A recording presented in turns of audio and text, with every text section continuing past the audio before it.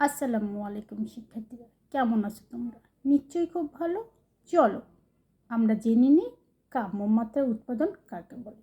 প্রতিটা প্রতিষ্ঠান চায় একটা নির্দিষ্ট পরিমাণ উৎপাদন করে উৎপাদন খরচ কমাতে, কিন্তু উৎপাদনের মাত্রারও বৃদ্ধির একটা সীমানা থাকে।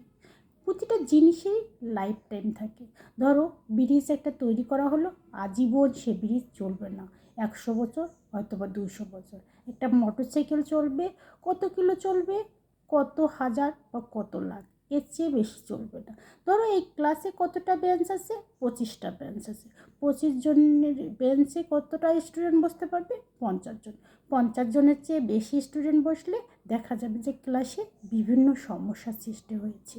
তাই বলা হয় যে একটা প্রতিষ্ঠানের সকল সুযোগ সুবিধা ব্যবহার করে সর্বোচ্চ যে পরিমাণ উৎপাদন করতে পারে কম খরচে, সেটাই হচ্ছে কাম্য মাত্রা উৎপাদন।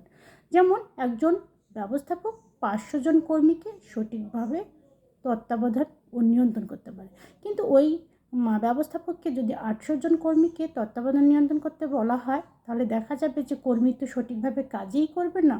অন্যদিকে আবার কী দেখা যাচ্ছে যে কাজে অবহেলা হবে, এতে উৎপাদন বৃদ্ধি না পেয়ে উৎপাদন হ্রাস পাবে। তো শিক্ষার্থী আজ পর্যন্ত, আল্লাহ হাফেজ।